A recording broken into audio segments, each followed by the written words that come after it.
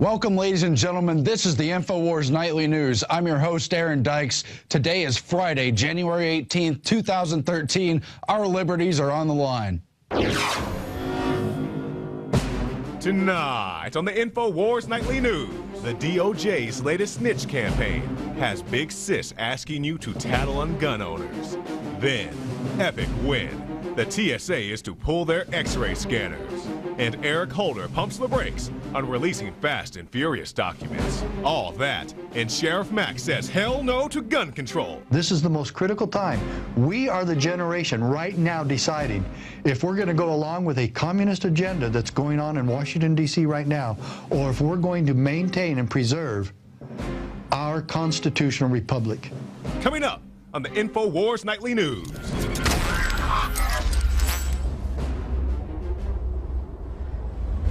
Ladies and gentlemen, on the heels of President Obama's 23 executive orders taking on firearms in this country, on the heels of this all-out campaign to demonize guns and disarm Americans, comes a drill which characterizes, quote, disgruntled Second Amendment advocates as terrorists. Unfortunately, this is nothing new. We've already seen Homeland Security repeatedly profile Constitution-loving, law-abiding citizens as potential terrorists, as domestic extremists, as lone wolves. But now there's a new safety exercise in Ohio, Portsmouth, Ohio, involving police, National Guard, and other first responders, which is based around a plot to use weapons of mass destruction to terrorize a local community after two school employees are upset about the interpretation by the government of the Second Amendment. How outrageous is this? The scenario itself is, of course, completely unlikely. The only weapons of mass destruction are in the hands of the government itself. But the conditioning, the message of the drill is what is important, because it sets the mindset that Second Amendment lovers, that defenders of freedom, people who cite the Constitution, are potentially violent, are the enemy. And then if any incident does occur, it prepares those authorities, the ones actually involved in the drill and the others learning from that information, it conditions them to see those people as the enemy. And again, if there is any false flag, which the administration would clearly benefit from, Rahm Emanuel said never let a good crisis go to waste. If there are any false flags, if any destruction is caused, they will use this drill and the rest of their pattern to demonize defenders of the Second Amendment and try to blame them for the event. Whether or not it sells is up to the American public, but it's a very dangerous trend. And just to remind you, Alex Jones went to urban warfare drills back in the 1990s. They've depicted homeschoolers as being attackers and role players in shoot-'em-up drills at schools. One happened in Muskegon Area Intermediate School District back in 2004. As of 2009, Homeland Security was training Ranger Scouts to go and disarm disgruntled veterans, returning veterans who had gone bad, they say, according to these scenarios. And, of course, there's the MIAC report that came out of Missouri and the accompanying Homeland Security report, which demonizes as terrorists, as potential domestic extremists, everyone from Ron Paul supporters, third-party political platformers, people waving U.S. flags, those who cite the Constitution, and all kinds of other so-called hate groups as the terrorists. They say the fight's no longer against al-Qaeda. After all, that is our ally in Libya, in Syria. The enemy is the American people. And why? You've got to ask yourself why. I know the answer why, because Homeland Security was set up in the wake of 2001.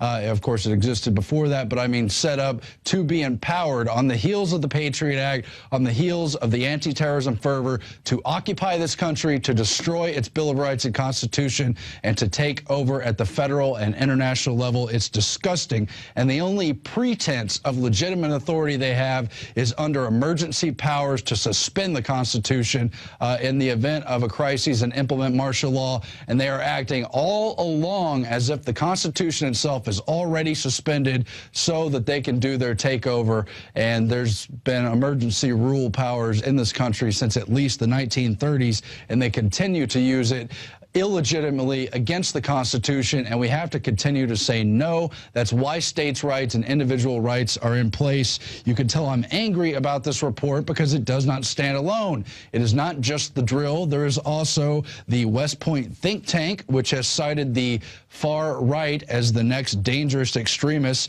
It's no longer Al-Qaeda or the terrorist networks based in the Middle East, they say. They've issued a new paper warning that in America, far-right groups such as the Anti-Federalist Movement, which supports civil activism, individual freedoms, and self-government, are the problem.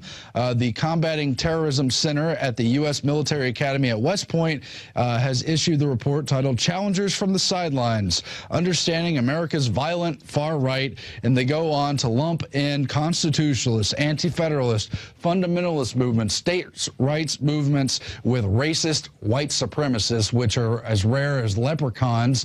Very few people you're going to meet in society who have any voice at all are actual white supremacists or racists, but they are desperate to lump anyone who's for the Constitution and against that centralized takeover authority. They're in love with the idea of demonizing them as racist, and they'll seize upon any opportunity they can.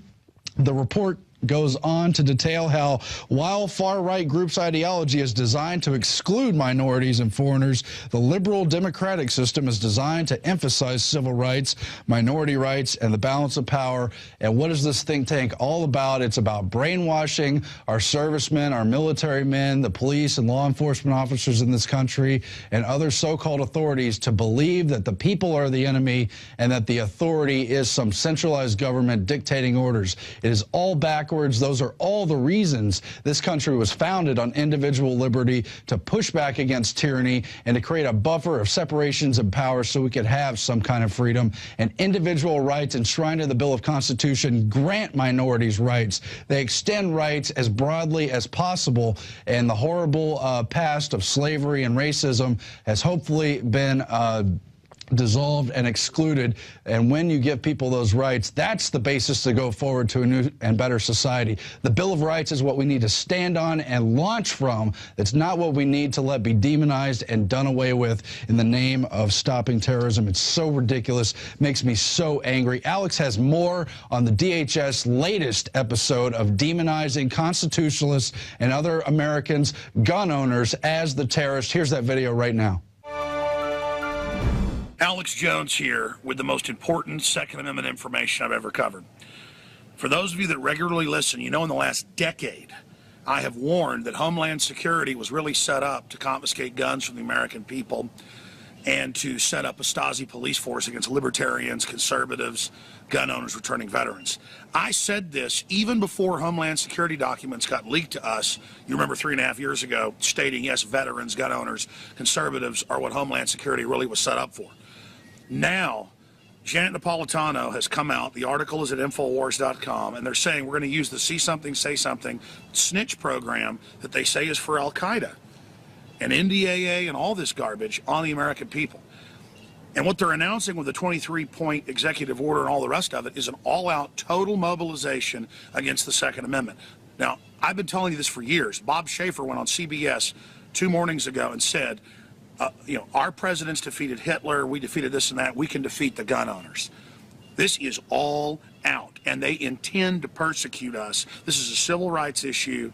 We've got to get on the offensive or it's all over. We've got to point out they made the schools victim disarmament zones. They advertise them as shooting zones. These people are shameless, ladies and gentlemen, and this is an emergency situation. Go to Infowars.com, get the articles.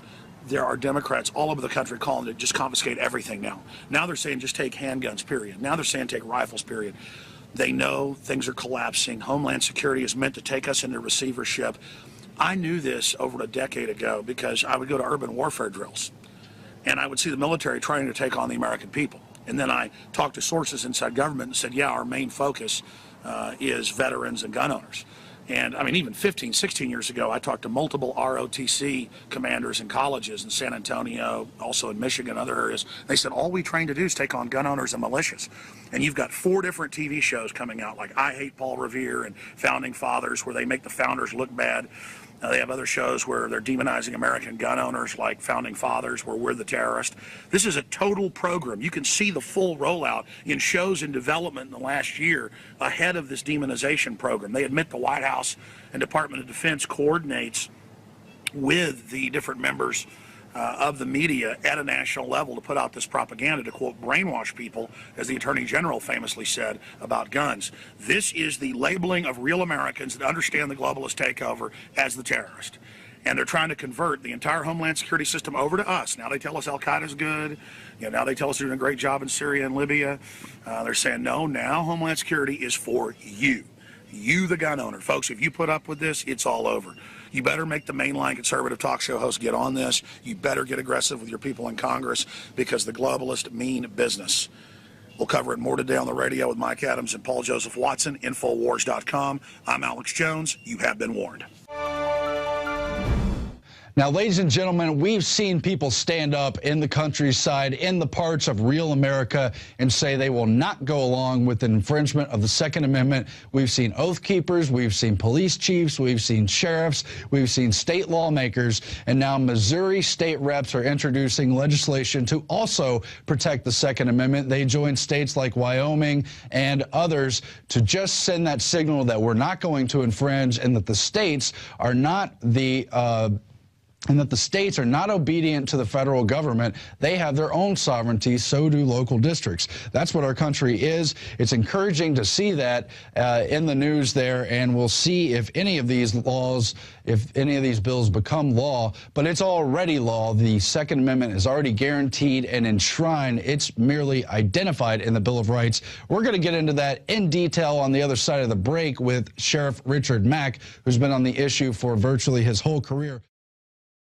Visit Infowars.com and PrisonPlanet.com. When you're on the site, you can also tune in 24 hours a day to my daily radio broadcast. There's also a free iPhone app to listen to the syndicated radio show when and where you want.